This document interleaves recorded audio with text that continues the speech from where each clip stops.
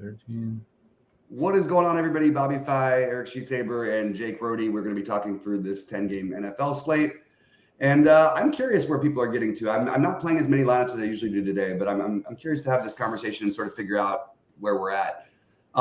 Sheets, first of all, how was your Thanksgiving? And how was the weekend going so far? Thanksgiving was good. We took down, by the way, another NHL solo takedown, by the way. Let's go. Yep.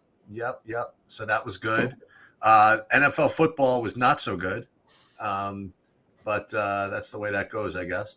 And ready to tackle this week. Nice. Rohde, how about you? How are things going? And yeah, the showdown Thanksgiving was pretty good. Yeah? Yeah, I mean, I was pretty close. I needed a little bit of help, but I was like a little bit of profit and then Friday profit. So I mean, I've had a couple of decent showdown days in a row. So I was in first in the Wildcat showdown on Friday. Until one field goal happened, and then I went to like 98th or something. Yeah, I dropped two. I ended up in 55th in the Wildcat, but I was up there in the top 10 for a while too. I just needed to go the other way in the help, so nice. Drop back. So, but I have to say, by the way, I have to admit something. So I thought Wicked was really good. Oh yeah, I was going to ask you about that. So it was good. I did. I thought it was great. Nice. I want to check it out. My only playing this week, I had a really good. I didn't even realize it. I kind of forgot about the lineup on Thursday for on FanDuel, and I looked back and I was like, okay, I 5x'd my money on all of my lineups. I had 2 lineups, I guess, over there, and I actually had a chance. So I'm kind of glad I didn't watch everything because it was if Tua didn't get there at the end there like the way that he did, I think I might have had some chances. So anyway. But ready to get into it today. Let's start off by talking about sort of like an overall look.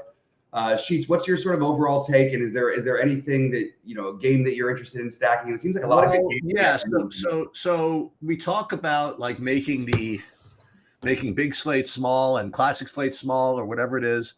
I think this week it's gotten it's a little exaggerated, and I'm going to tell you why. So I don't know why. It's because it's a unique week because people focus on the Thursday slate, and the focus that people put on the main slate is just a little condensed because a lot of people don't even look until Friday. Right. And I did an early look, and I noticed something that I thought was like very interesting about one particular kind of cheapo that I thought was going to end up being really popular because he made like a lot of lineups work. And then as it turns out, this one player became kind of a source of aggravation and debate. And then what happened was another similar play kind of came out. So I hate to turn this into like one decision, but so much of what you do in the NFL is going to come down to whether you play David Moore or Adonai Mitchell, both or neither. That seems to be what the deal is because all week long it was like David Moore was like that piece of chalk that made the rest of every lineup work, but nobody wanted to play it because they thought it was a bad play. And then the Adonai Mitchell thing opened up, and then so that seems to be the big debate now between Adonai Mitchell and David Moore, or do you have to play either of them? So and in addition to that, we'll get to this, but what do you do with the Saints? Because you have Kamara, who's like looking like an amazing play, but then you have Taysom Hill, who's basically a cheat code. Okay. Mm-hmm.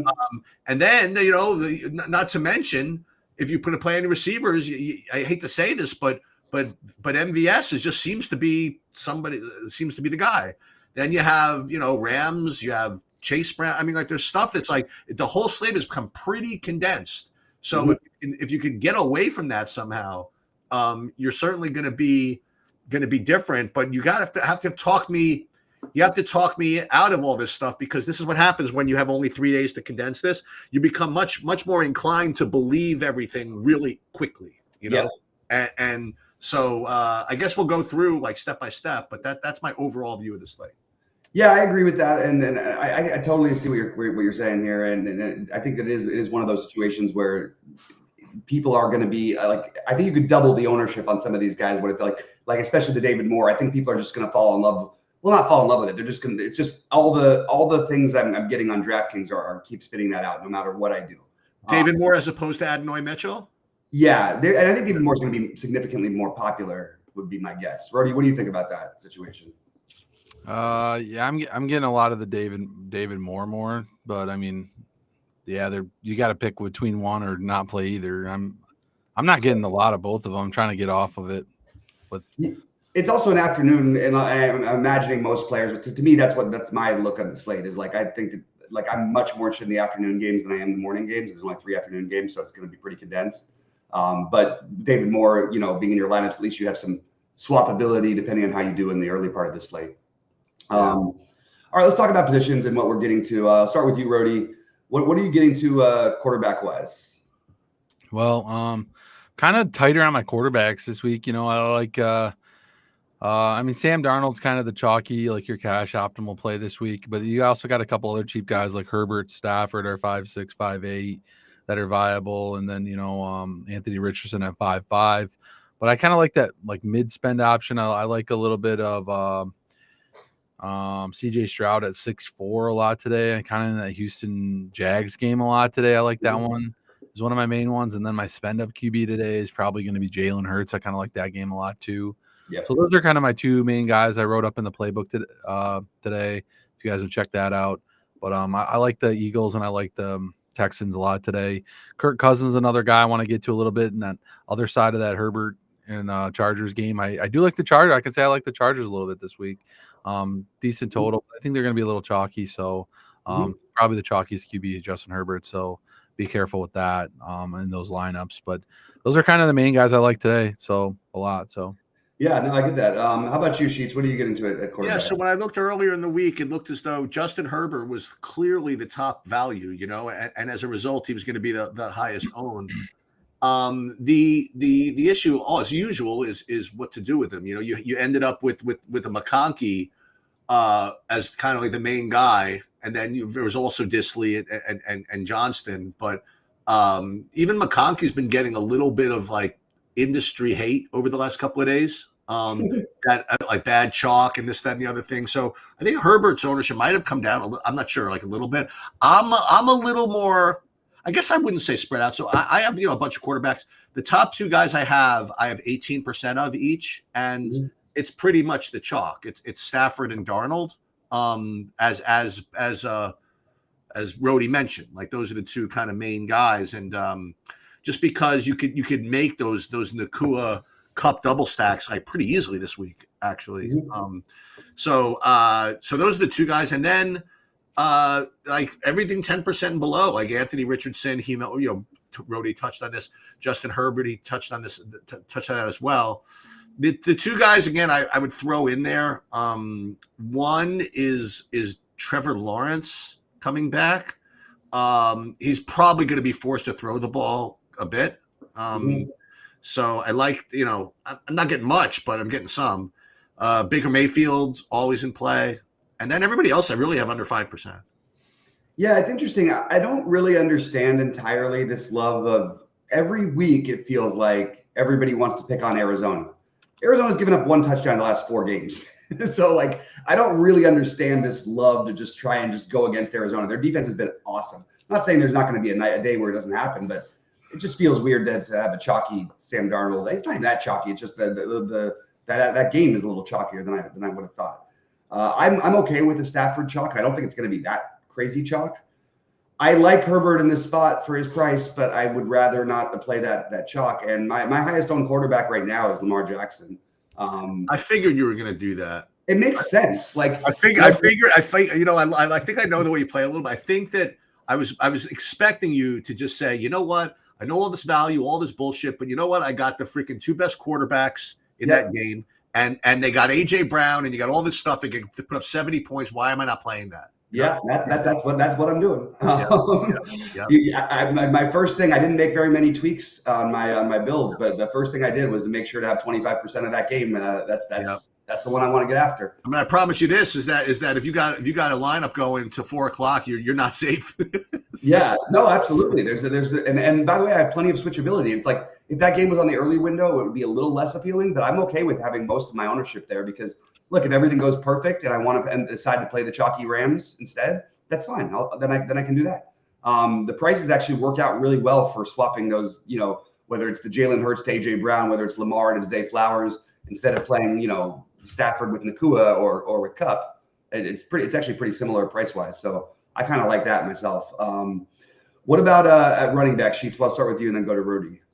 Yeah, so two huge bits of chalk here, as far as I'm concerned, is Alvin Kamara and Chase Brown. Like these are the two clear plays, and I have to say that I'm a little more confident in the Chase Brown thing than the Alvin Kamara thing, just because. I mean, I'm telling you, this Taysom Hill thing just messes with the entire ecosystem, you know. Mm-hmm. And I don't think Kamara scored a touchdown in like forever, you know. I don't know. Yeah. So, but he does get all the work, and he still catches balls out of the backfield and all this stuff. So maybe you play both of them, which is kind of weird, you know what I mean? Like to play that way, but that's something you can do. Chase Brown thing. I mean, the guy literally gets everything. He gets everything, and he's cheap.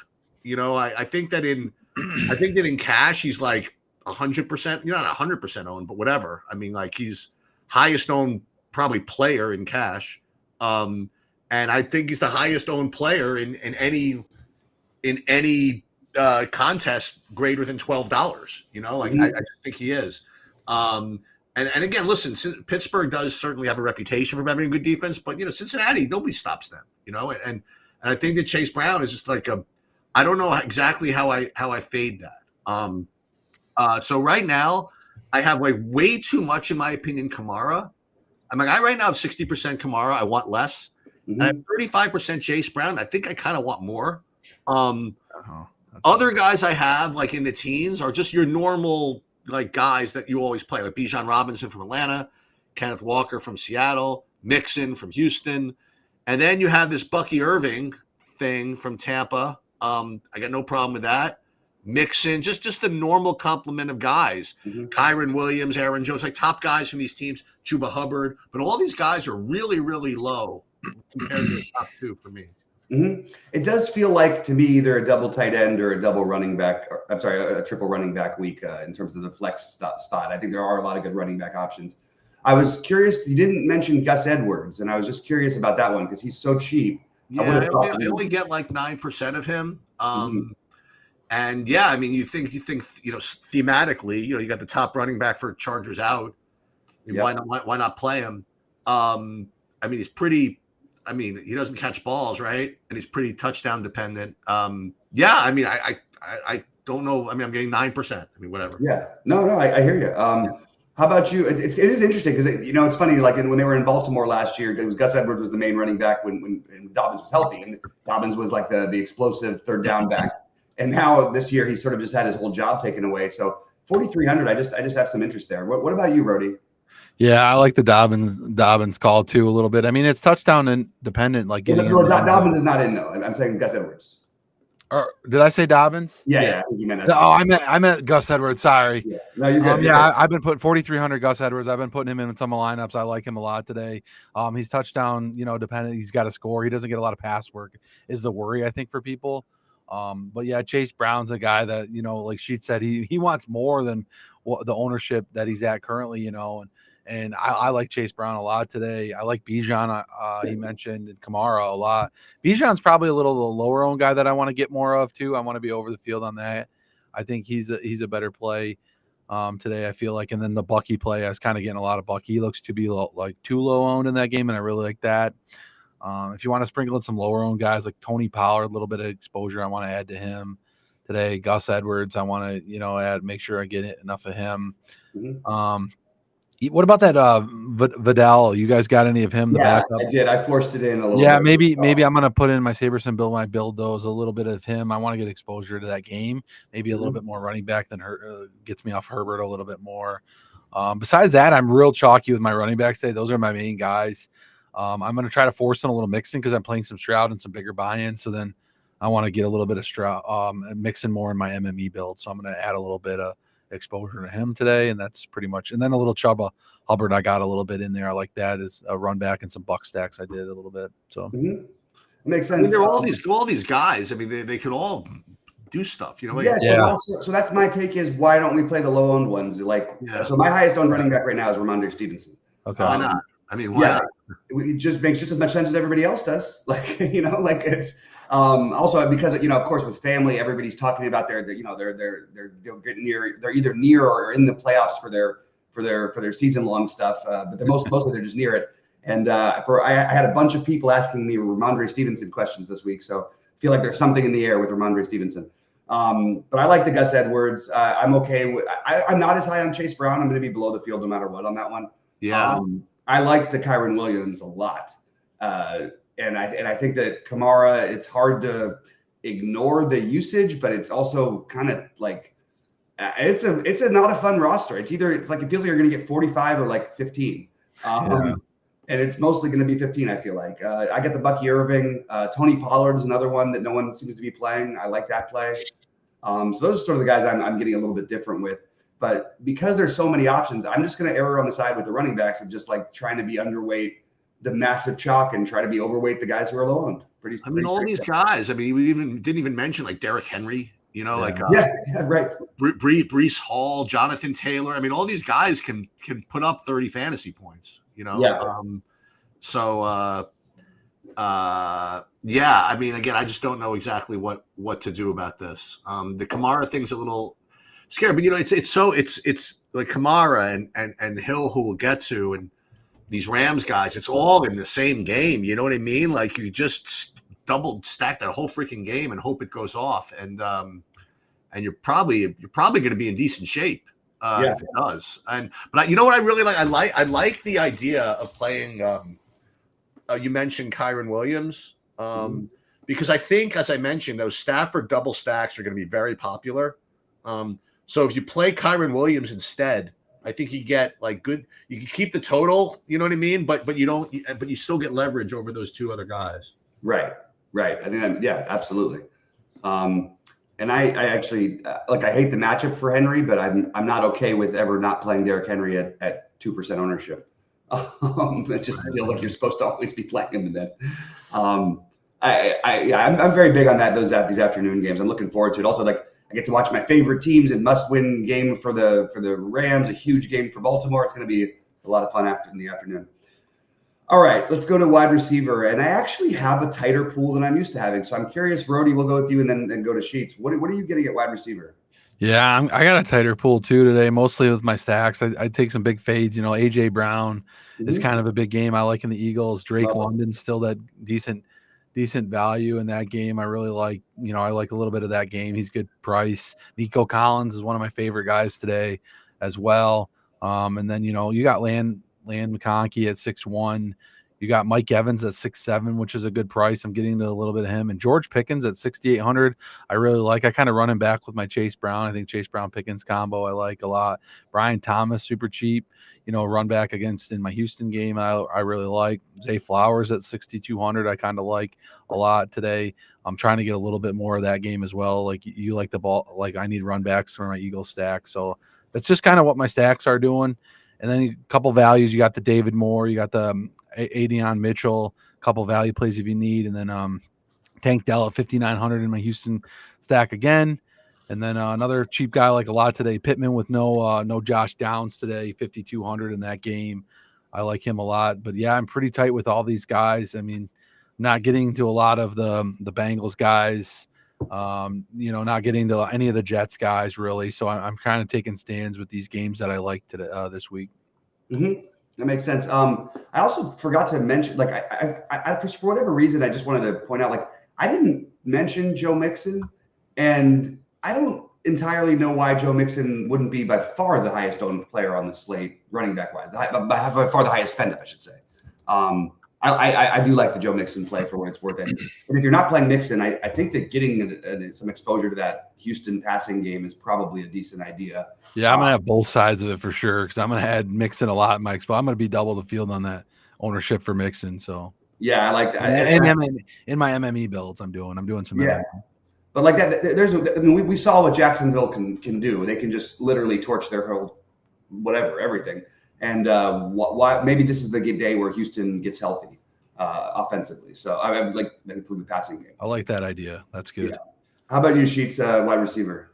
As I mentioned, I mean, I'm getting a bunch of the Rams double stacks, Nakua and Cup, and then those two value plays I mentioned. You know, DJ Moore, not DJ Moore. That would be nice if it was DJ Moore at 3,800. David Moore and Adonai Mitchell. I think between the two of those, I think that Mitchell is, you know, I think the more dynamic play. I mean, he's got more separation, and you know, he probably has a good, you know, I don't want to say ceiling, because David Moore can certainly get like 10 catches, you know. But I think that both those plays make the rest of your lineups work. So that's why, I mean, I don't really particularly think either play is so great, but they again, you have to look at this not just from a play perspective, but from a lineup perspective, and they make the rest of your play work, rest of your stuff work. Other guys that I mentioned, you mentioned Houston guys, but Brian Thomas Jr. from Jacksonville is cheap enough. I'm getting like 20% of him. I am getting 15% of Justin Jefferson. Other guys, you mentioned Pittman. Also, these are just random guys I'm getting over 10% of. I'm getting like over 10% of Noah Brown somehow. Zay Flowers from the Baltimore game, Higgins, Michael Evans, you mentioned, London, Addison, just your normal, you know, top one or two, you know, receivers. I'm gonna be under at the end of the day. It looks like on this McConkey, which is fine. But I have to see. I'm looking at my over. Listen, I ran my stuff with my same process, so I'm not supposed to get all this chalk if I do that. But it seems like I'm getting it. So I have to think of really how I want to deal with this. I'm already like demanding double stacks and other stuff that's supposed to limit me and not just get me the optimal lineups. But right now I'm just being, and I've tried, you know, I think I've been very fair about my projections and whatever. So I got to think of what I want to do here. Now, you tell me this Rams game's in the afternoon, right? Yeah. So that helps. That if I need to, I could do some funny business in that game, I guess, and in all the afternoon games for that matter.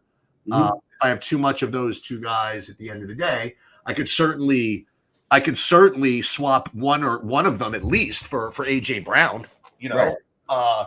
Who is just, I mean, I remember I was sweating this last week. I had the anti-sweat AJ Brown, and it looked as though literally nobody could guard him. Okay. Right.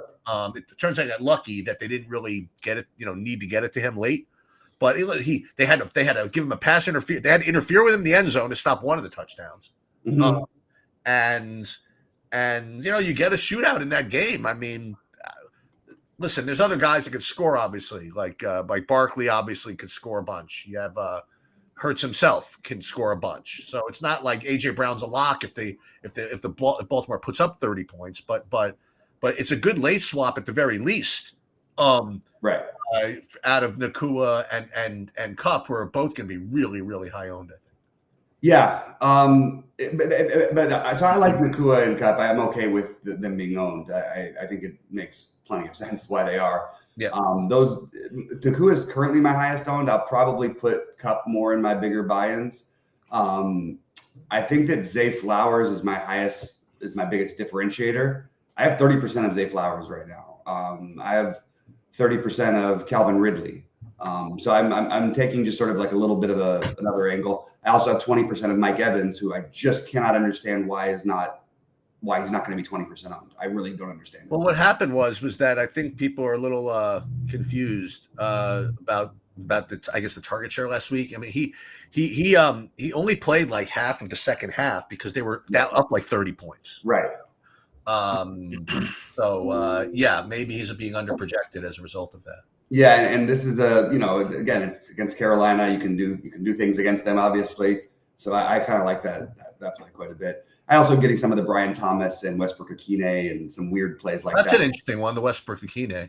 Yeah, we've seen enough of big plays out of him. If you're playing if anybody's playing like MVS, for example, this is like the same play.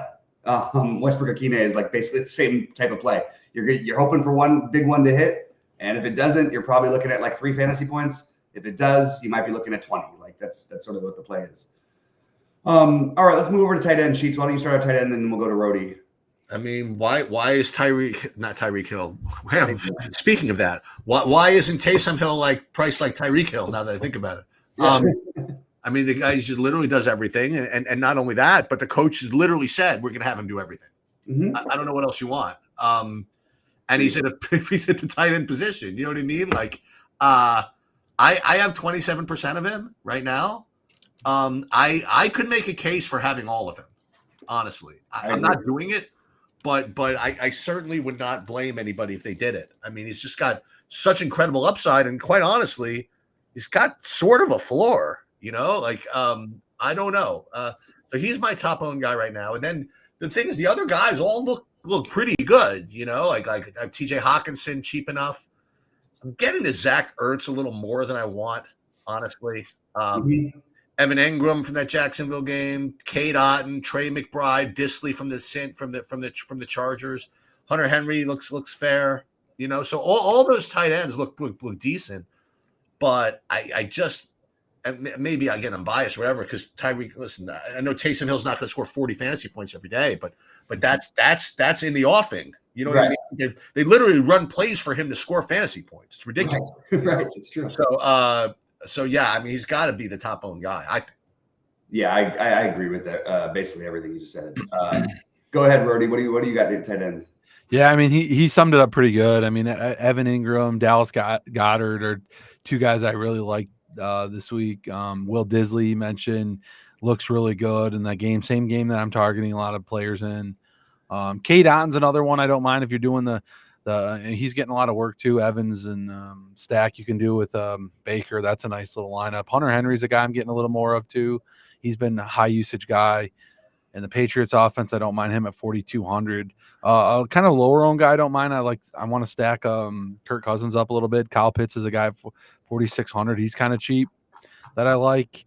And then Dalton Schultz, I'm still waiting for his breakout game. I know he's got 0 fantasy points over into double digits, but he's only 3,300. I'm going to keep taking shots on him this week. Yeah, those are just my main guys in a lot of my stacks I like today. Nice. Yeah, I basically I don't have a whole lot to add. I basically agree with everything you guys are saying about what my ownership is. The only thing I'm doing a little bit differently is I have more Dalton Schultz, and I have both Andrews and Likely over 10% each. Look, if I'm going to take stabs at that game, there's no reason why I can't be these guys. Like Philadelphia's a pass funnel defense. Like it's Lamar time, I feel like, and just want to be overweight those situations. So that's really the only thing I had to add to the tight end position. You guys pretty much nailed the rest of it. And then as we do, Sheets, talk about the defenses and which ones are you getting almost 20% of, because we know we're not going higher than that. No. Guy I'm getting over 20% of right now are the Jets at 25%. So I'm going to manually reduce that. But I mean, that's my top owned guy. The second highest owned I have are the Patriots. And then kind of a little bit of a scary one. I'm getting like 13% Jacksonville. I imagine they're just really cheap. Then Commanders and Bengals of all things. I don't know. Anyway, but nobody over 10 of that group. So it's the Jets. The Jets I'm getting, I won't say too much of, but the Jets I have is the best play, I guess. So I'll reduce that a little bit. I'll make that my highest owned more like at 15 maybe. And Patriots I have right now at 17. I'll make that maybe that second highest owned at maybe 12. You know, and then probably no one else over 10, I guess. Yeah, I think we're probably going to be similar on these things. What do you think, Brody? Yeah, I think I think the Colts too are getting a lot ownership. Yeah, they're the heaviest ownership I see, but yeah, the Jets are next. And I think Jets are kind of in my favorite one right now because they're a little cheaper. I don't mind the Colts. Pretty spread out though. I'm even getting some cheaper ones, you know, Patriots at 2,500 to get different off the Jets as well, you know, even the Titans, you know, I don't mind just grabbing it. I spread out like around, I'll spread them all out too. So those are kind of my favorites. Yeah. I think that all things being equal, that the Patriots are significantly the best defense by a mile. I don't understand why the Jets are getting the same ownership. I'm sorry, getting 3 times the ownership of the Patriots. Oh, they are. I didn't even. That's just what I'm looking at right now. Okay. I think the Patriots are the best option on the table, in my opinion. I'm a Richardson guy. I believe, given the future and all this stuff, but like he makes plenty of mistakes. I don't know. I feel pretty good about the Patriots. just at lower ownership. I am also getting to some like weird ones. Like I have Saints and Rams, which is just because I think that people are playing the offenses, so no one wants to play the defenses. So that's sort of where I ended up getting some stuff. And I think the Commanders are going to be really popular against Tennessee. It seems a little weird at 3,400. I don't buy it. I think there's something going on. Let me just say this. I love SaberSim. Great product. I think there's something completely bizarre about what's going on with their ownership projections today. It makes no sense. They have the Commanders as a 30% or whatever, 26%. And Sheets and Goldie have them at 5%. I just don't know where some of these projections are coming from them. So it's a little bit interesting. So any of you guys who are site members, take a look at Sheets and Goldie's projections. I would trust those a little more than SaberSims today, especially as it applies to ownership. I just can't buy that this is a real number. Sorry, it just like kind of threw me off a little bit. And I also think, for what it's worth, like going back to one other thing, I don't like this. I think it's a good day just to really not be chalky. There's so much of this. Like, I understand that Chase Brown gets the work and all this stuff, and Pittsburgh's given up like one big rushing game this year. Why are we trying to run the ball against Pittsburgh? Like a lot of the stuff today just feels like, okay, I can easily avoid some of this chalk. I can avoid Kamara and play just Taysom Hill instead. I can avoid Taysom Hill and just play Kamara. But I just don't think I need to play this high ownership that everybody's spitting out there. Let me ask you this. The Baltimore Eagles game is like, that's obviously going to be a big game. On FanDuel, you get to play the Buffalo San Francisco game if you want. Right, and Purdy is playing, by the way. Yeah, I'm just starting to run my FanDuel stuff now. Do you like that for the classic slate to get to Buffalo, San Francisco over there? Did you look at that or?